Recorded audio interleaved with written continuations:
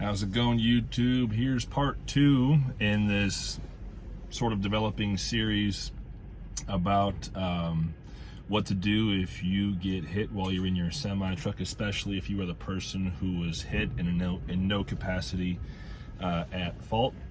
In the last video, I covered the 3 things you definitely need to do, which is protect yourself and your equipment and the scene. Make sure you're getting witness testimony and contact information. You've got to involve your insurance and the law enforcement right away to make sure that if an accident report needs to be filed, it does get filed. And also you need to get an insurance claim set up right away to make sure that you're going to be able to protect yourself after the fact. And then, what was my third point? Oh yeah, you don't have any obligation to be nice to the other party, and that's what I want to touch on today. That third point, go into that a little bit more, because in reality, you don't have any obligation to be nice or polite or accommodating to the other party in any capacity, especially if you are 100% the aggrieved party in the situation. If it's one thing if 2 trucks get together on the road and play bumper cars, then there can be some wiggle room, like, okay, one person did this, one person did that, and then it becomes this huge mess. But when you are 100% not at fault in the situation, you do not have any obligation to be nice, polite, or accommodating to the other party through the claims process. However, that does not mean that you don't have to be mean. You don't have to aggressively pursue the insurance claim process and really stick it to them. But you do need to make sure that you're taking care of yourself, your equipment, and your business, especially as owner-operators out here. Like, I own the truck, I own the trailer, and if this incident in some capacity has a negative impact on my business, I need to make sure that I'm taken care of. That's what insurance is for. That's why we are required to carry so much insurance on these trucks and trailers, especially for the cargo that we're hauling and the way we operate. It's just the nature of the beast, and it is extremely good to have that insurance. However, just because you're the aggrieved party doesn't mean you cannot work things out with the other party to mutual benefit. For example, the other party is extremely interested, shall we say, if not invested, in doing whatever they possibly can to settle this without needing to involve the insurance and get a full claim filed and have it end up on their record, because I'm assuming they're a small-ish company, and having one of these incidents on their record, either it's going to be their first and it's going to tank their safety rating, or it's one of multiple incidents and their safety rating is kind of teetering on the brink. I don't know the ins and outs of it. That's beyond the information that I have access to, and I'm not going to go digging up dirt on this other company because, quite frankly, it's beyond the scope of this issue.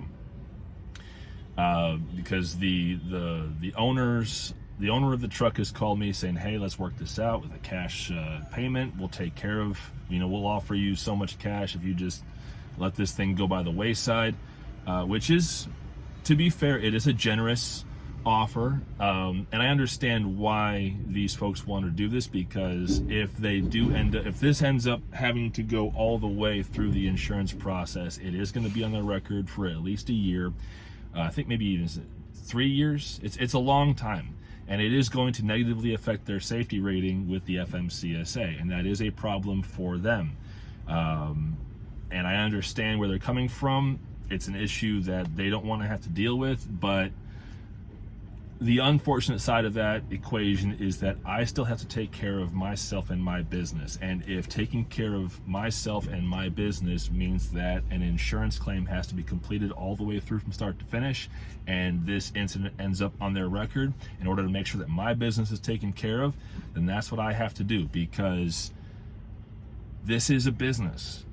And as much as I want to be accommodating to the other party because my truck is still operational. I'm not out of service per any DOT regulations. I'm not out of compliance with the DOT regulations because everything on my truck still functions.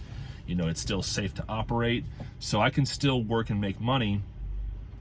And I don't necessarily need to stick it to this other company and have this blot end up on their record.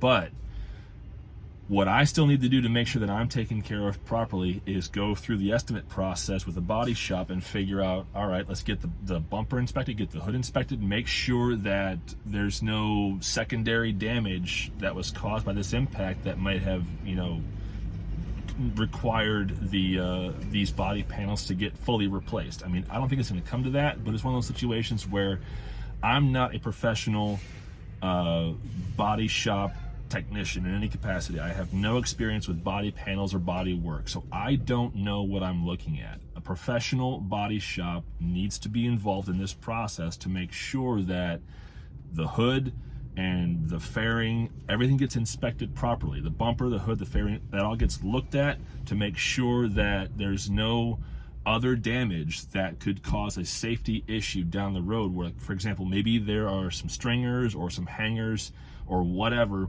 on the bumper that are now broken. I just can't see it because I don't know what I'm looking for. But a body shop guy is going to be able to look and see, get in somewhere with a flashlight. Oh yeah, this, and this. This is a huge problem. We either gonna need to reinforce this, or we need to replace this, and it's going to be however many $100 or $1,000, whatever.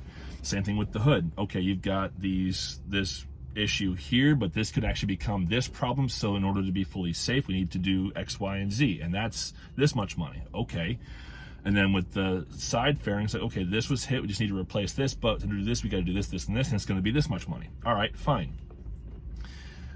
So need to go through that process and make sure, because while the other party might be offering, what looks like a generous amount of money to take care of the issue, the reality of the situation is that until you go through the estimate process, you don't know for sure what the actual repair is going to entail. And it's also entirely possible that the estimate process may not be completely accurate once the work is underway. It's entirely possible that, they start the process of all the work and they get things going, and suddenly they find out, oh, this was an issue that was caused by this collision.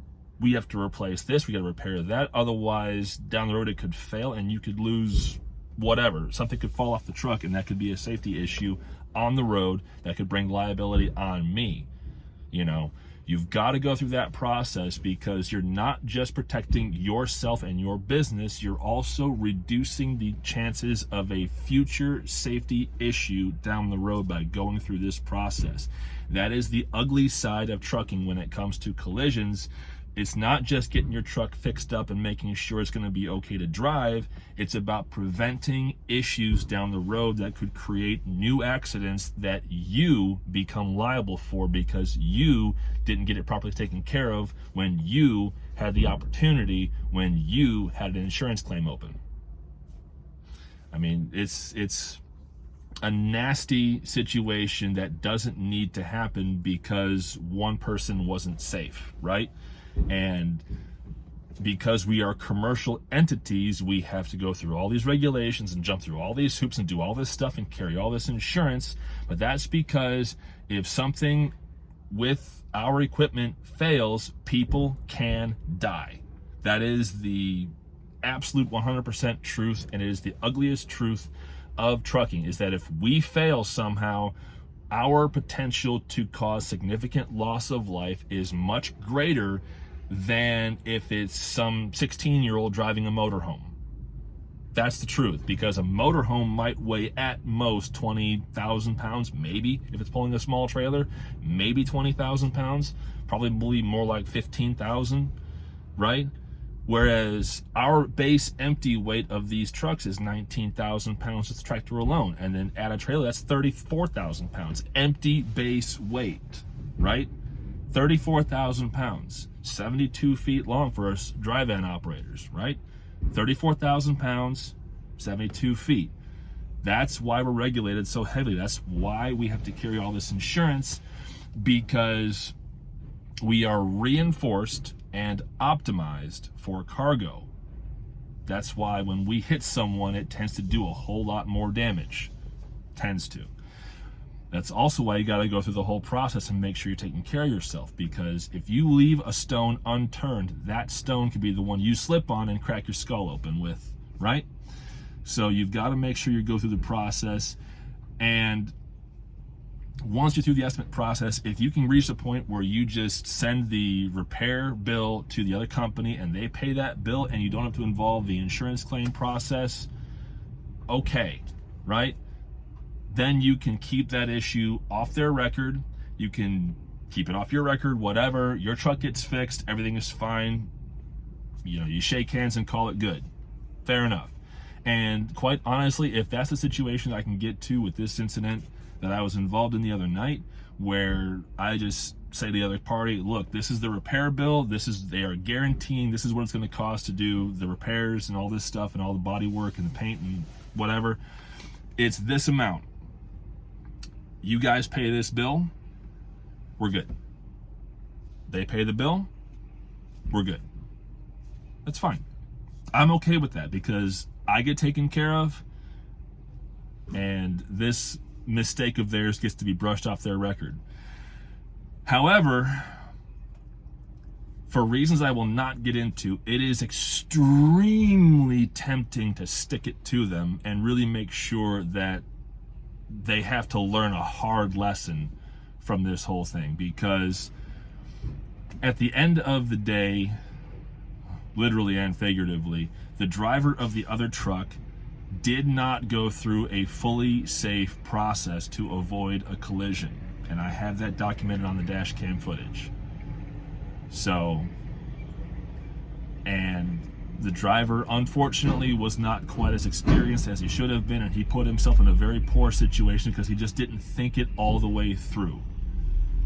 So it is really tempting to stick it to them and make sure this ends up on their record. I'm going to be completely honest. It is really tempting.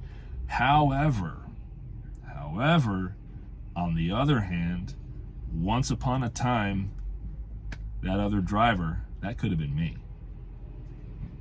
I could have been the guy backing up at a late night situation into a really awkward parking spot on a blindside situation, and I could have crunched into somebody's bumper. That could have just as easily been me at the early part of my career, and that could have completely changed the outlook for how I became a driver. That could have completely changed everything for how I ended up where I am today. So, as tempting as it is to really stick it to them, because I was once a driver who could have been in that situation. Thank God I wasn't. I'm still accident free after over 4 years. No tickets, no incident reports, no accidents. All of my miles are safe miles, which is great. So my inclination to give grace and to accommodate the other party does outweigh my temptation to stick it to them. Because I'm a solo owner operator, and there have been quite a few situations over the last 2 years where I could really have easily gotten myself into some serious trouble, and I didn't end up in trouble, which is good. So if I can avoid a situation where they get stuck, I'm going to do that, because I think, considering the situation and all the variables, it's the best outcome for both parties. That does not mean, however, that if we get to a certain point where it becomes pretty clear that we need to do, that it's going to have to be done through insurance, like if the bill is just enormous for the repairs, which I doubt, but it is possible, that'll be a whole different story, right? So it's one of those things where I hope no one ever ends up in the situation, but if you do end up in the situation, you do need to maximize your protection first. Take care of yourself, your equipment, your business first, right? Especially if you're the aggrieved party. If you are the party who's at fault, good luck and God save you. Because it's not a fun process. But anyway, YouTube, thank you so much for watching. More to come, I'm sure. I'll see you down the road.